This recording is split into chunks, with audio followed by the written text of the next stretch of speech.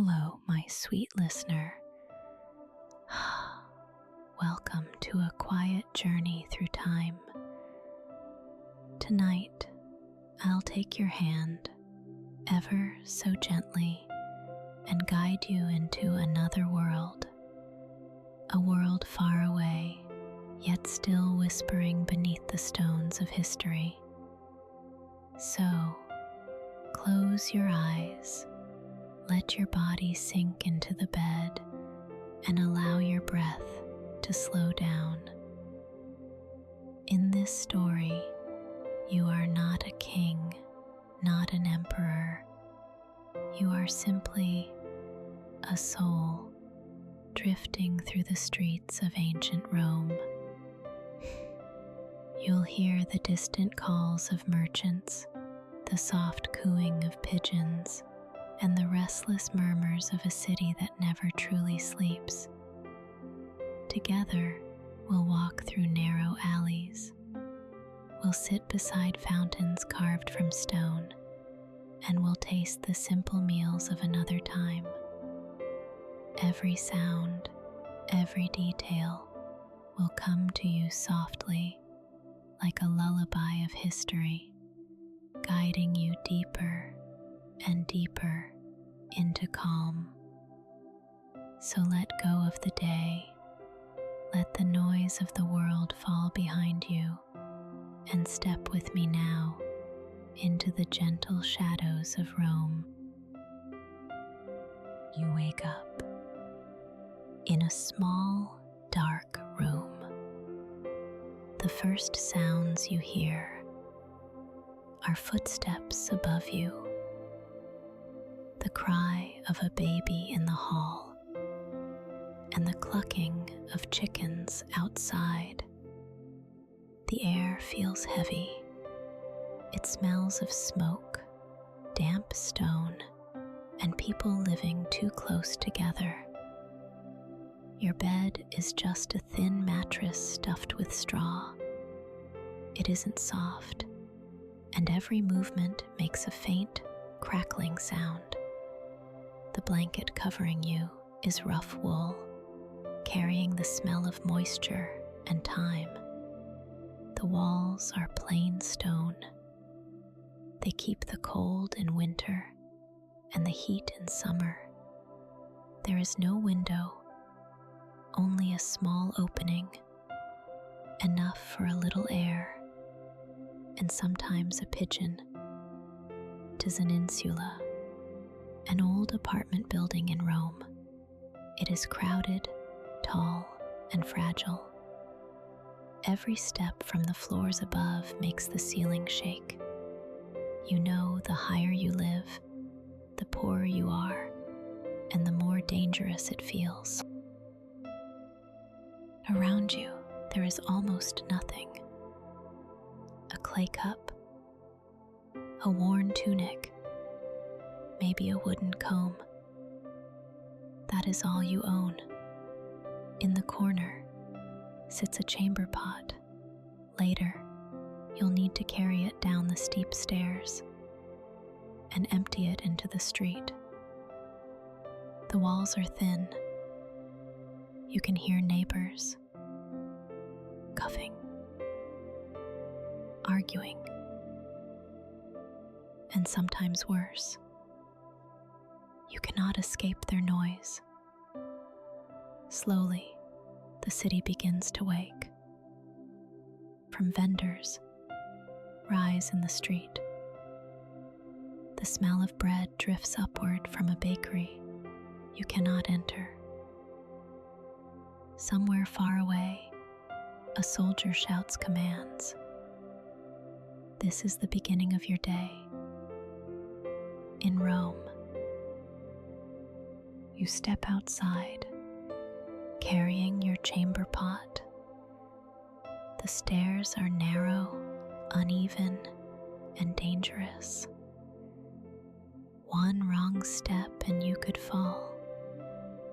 But somehow you reach the street. The morning air is noisy.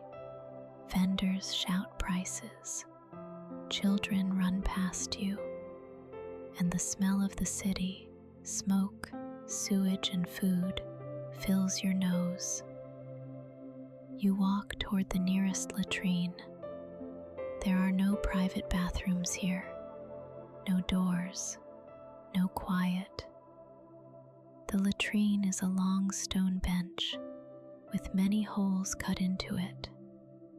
Beneath the bench, a small stream of water flows, carrying waste away. You sit down. On either side of you, strangers do the same. Some talk about grain prices. Others complain about their health. Everyone can see and hear everyone else. There is no privacy. It feels more like a meeting place than a restroom. When you finish, there is the tersorium, a sponge on a stick, kept in a bucket of water mixed with vinegar or salt. It is used by everyone. You rinse it and hope it is clean enough. When you leave, there is no soap, no running water, only a shared basin where people quickly dip their hands. You step back into the street, feeling lighter but not cleaner. This is normal life in Rome. After leaving the latrine, you search for food. In Rome, breakfast is not a feast. It is simple and small. You eat a piece of stale bread. It is hard, chewy, and dry. Sometimes it feels more like a stone than food. With the bread, you drink watered wine. There is no coffee, no milk, no eggs, just bread and weak wine. If you are lucky, you might have a little cheese or a few olives, but most days it is only bread. If you have a few coins, you might buy something better. A hot fritter made from chickpeas, or a sweet pastry with honey. But today, your pouch is empty. So you sit near a fountain with other Romans, all of you chewing the same dry bread. Some add garum, a salty fish sauce. It makes the bread taste stronger, but not better. Your stomach is not full, but you have enough to keep going. This is breakfast in ancient Rome. After your small breakfast, it is time to work. In Rome, almost everyone works hard, unless they are very rich or very lucky. You might be a laborer, carrying stones, bricks, or wood. You might dig with a simple shovel or clean the dirty streets. Some work as potters or weavers, making goods to sell in the markets. Others haul water from cisterns, heavy jars pressed against their shoulders. The tools are basic. There are no gloves, no helmets, no protection, just your hands, your back, and your strength. The foreman shouts orders in Latin. If you are late, you lose pay. If you disobey, you may be beaten. If you are dismissed, it means hunger for you and your family. Women also work. Some spin wool, Some weave cloth, others sell vegetables in the market, all while raising children and caring for the home. The work begins early with the sunrise. The hours are long, the sun is hot, and your sandals offer little support. Every day, it is the same. Work until your body aches, because in Rome, if you don't work, you don't survive. When your work is done, or when you take a break, you step into the streets. The Roman streets are always crowded, always noisy. You see vendors shouting, trying to sell figs, bread, or fish. Children run between the legs of animals, goats, dogs, and even pigs move through the same paths as people. Thieves watch closely, ready to take a coin pouch from anyone not paying attention. The ground beneath you is stone, strong and straight. Roman roads are famous for their engineering, but they are also dirty. The middle of the street carries waste, water, urine, spilled wine, and trash. If you step down carelessly, your sandals sink into the filth. Carts roll by with no rules. They move fast. They do not stop for people. At night, the wagons rush even faster, racing through the dark. The air is thick.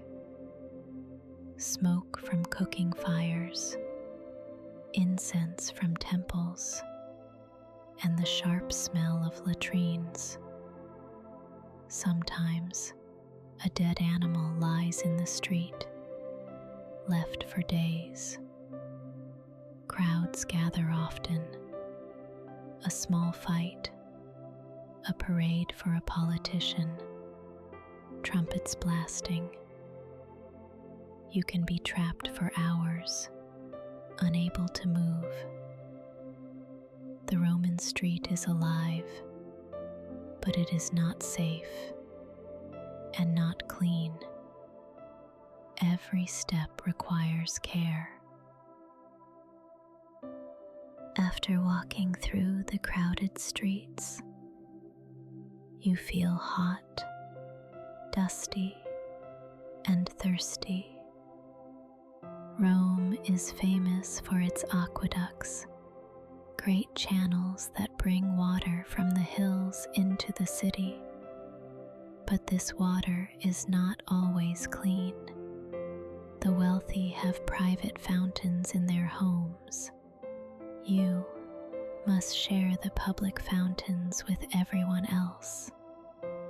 People fill jars there, wash their feet, even splash their children in the same water. If you want to wash yourself, you go to the baths, the thermae. They are large, busy, and open to all. At first, it feels welcoming. You enter a warm hall filled with voices and steam.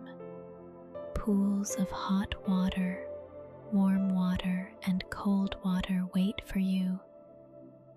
But then you notice there is no soap, no cleaning.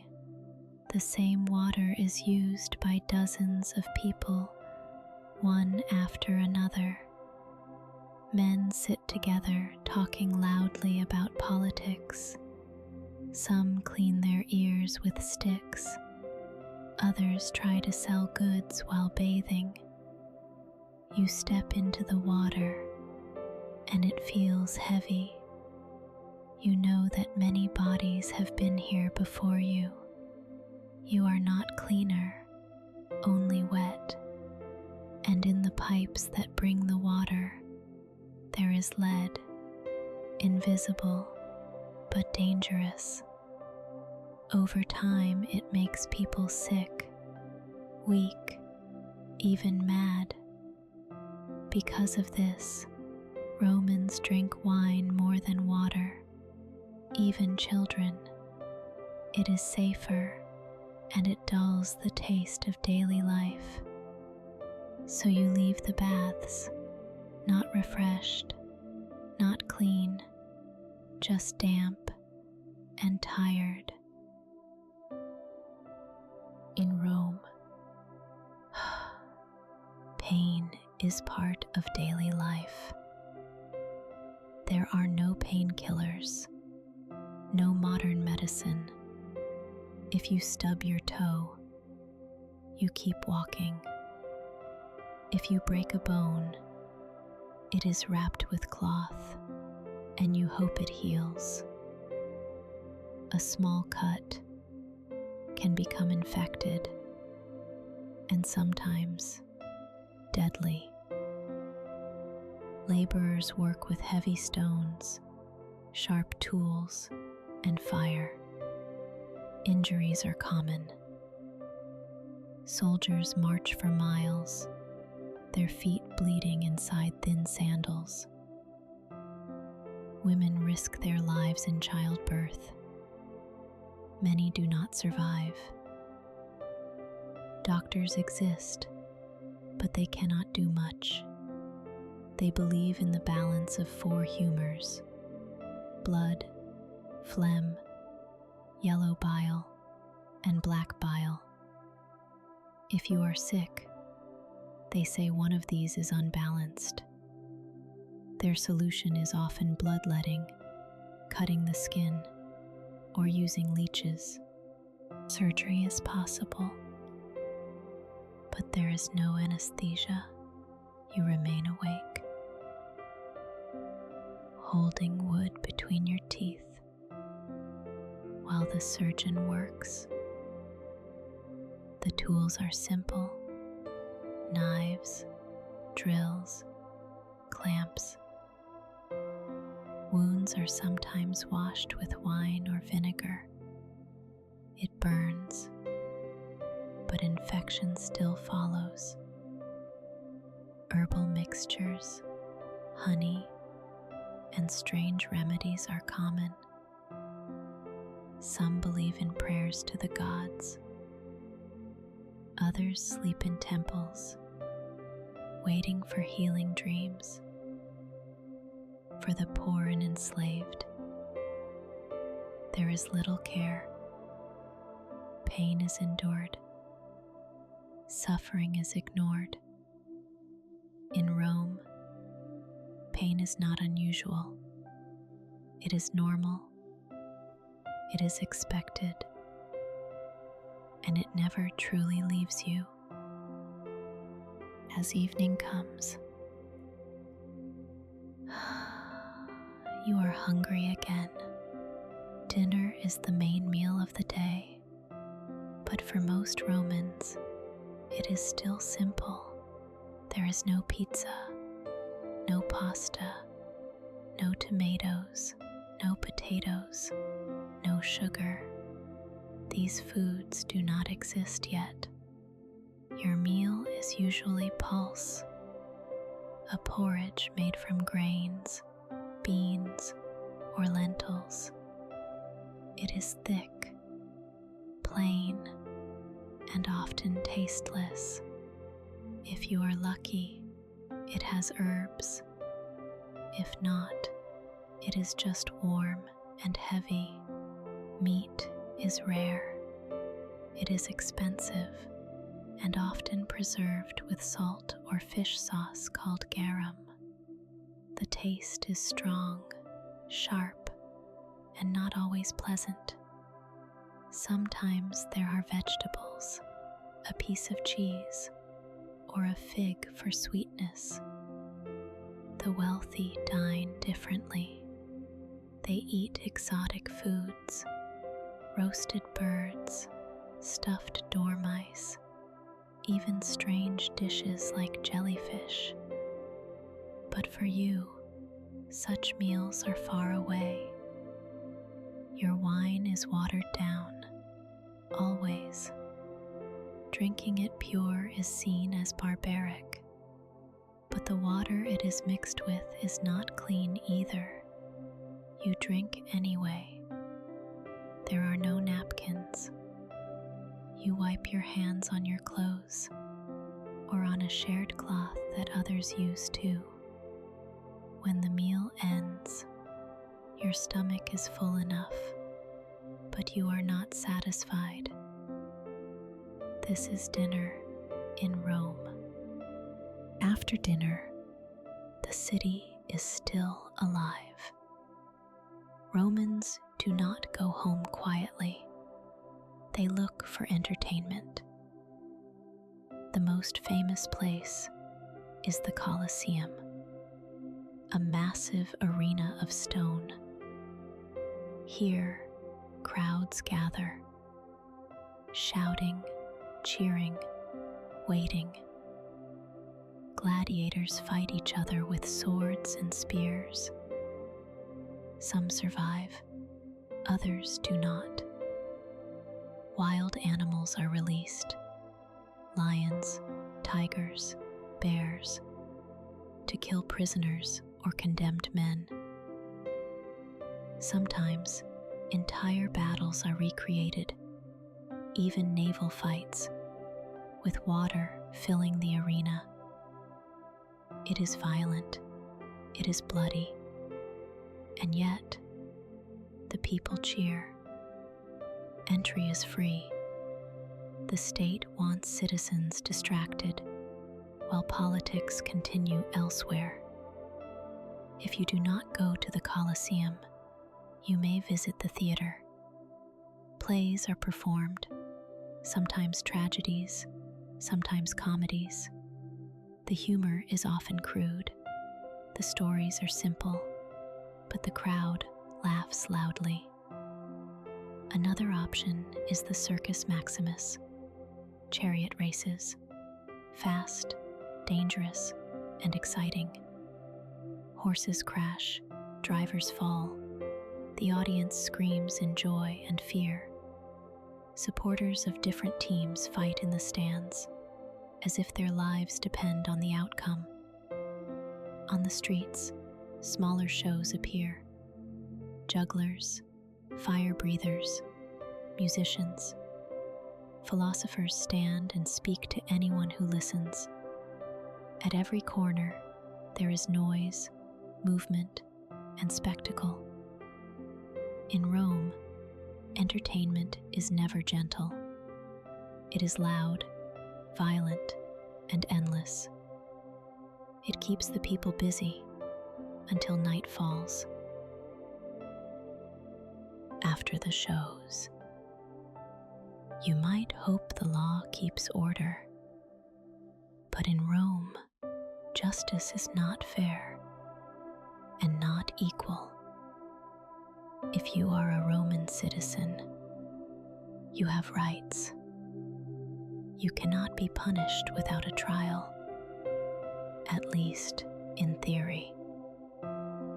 If you are not a citizen, the punishment is quick and often brutal. Slaves have no rights at all. If a slave kills a master, every slave in that household may be executed as a warning to others. Trials are not quiet discussions. They are public performances. The rich bring witnesses, money, and influence. The poor stand alone, hoping for mercy. Punishments are designed to scare. Thieves may be branded or have their hands broken. Liars may have their tongues pierced. Rebels and criminals may face crucifixion. Slow, painful, and public. If you insult the emperor, the result is always death. Sometimes quick, sometimes creative, but always final.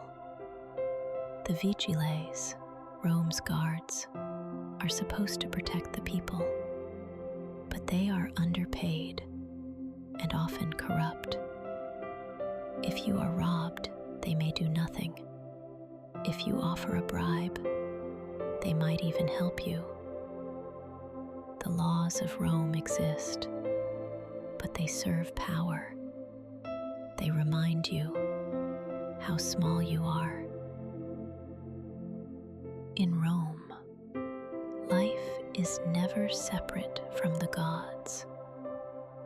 Religion is not private. It is everywhere. There are gods for doors, for boundaries, for sewers, even for mildew. Every street has shrines. Every corner has small altars. You stop often to offer a prayer or light incense. Festivals fill the calendar. On those days, work stops. Animals are sacrificed. The smell of burning offerings spreads through the streets. People gather, not only for faith, but also out of fear. Because if the gods are not honored, they may send disease, drought, or disaster. The emperor himself is treated as divine. You are expected to praise him and to make offerings at his altars. To refuse is dangerous. It can be seen as treason. Religion in Rome is about ritual, not belief. You do not need to feel it in your heart. You only need to do it at the right time, in the right way, where others can see. Faith is public. Obedience is required, and silence can make you suspicious. Roman society is built like a ladder. At the very top are the senators, men with wealth, land, and old family names. Below them are the equestrians, rich business owners and traders. Then come the plebeians, the ordinary citizens. Beneath them, freedmen, foreigners, and slaves. Every person knows their place. Every gesture, every word shows your status. If you want to rise higher, you need a patron, a powerful man who gives you protection in return for loyalty, favors, and service. Each morning, you join the salutatio. You visit your patron's house. You wait in line. You praise him, greet his family, and ask for help. If he is generous, he gives you money or lets you walk with him in public, showing your connection. Your clothes must be clean, even if they are old. Your words must be careful. One wrong comment, one insult can end your chances. Marriage is rarely about love. It is about alliances, land, and power. A good match can change the future of a family, but ambition is dangerous. If you rise too quickly, Rivals may pull you down. Gossip spreads fast. Enemies strike in silence. In Rome, society is power, and every step on the ladder can lift you higher or cut you down. The sun sets, and darkness spreads across the city. For a moment, you hope the night will be quiet, but in Rome, the night is never peaceful. Most streets have no light. Oil lamps are expensive, and only the wealthy keep them burning. You walk by moonlight or by memory. If you trip in the dark, no one helps. Someone might even take your shoes. The vigiles, the night watchmen, patrol the streets. They are meant to stop fires and crimes, but they are too few and poorly paid. Some are bribed, some sleep instead of working. Criminals know this, and they roam freely. Thieves and muggers hide in alleys. Ex-gladiators, drunk and restless, wander looking for fights. If you walk alone, you are an easy target. Fire is the greatest danger. The tall insula buildings are made of wood and weak stone.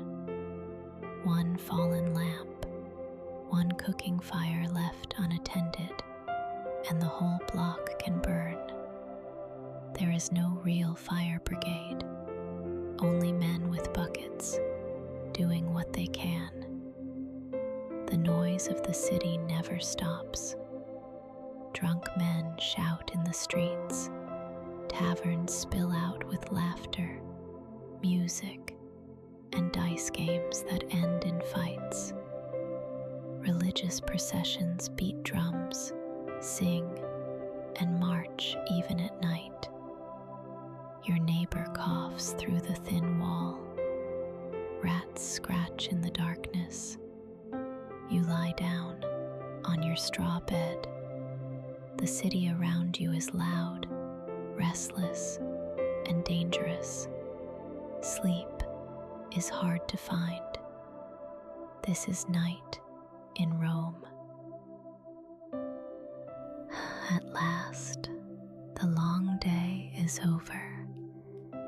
You have woken in a crowded room, walked through dirty streets, eaten simple food, worked until your body ached, and watched the city come alive with noise and danger. Now, you lie back down on your straw mattress. The blanket is rough, the air is heavy, but you are too tired to care.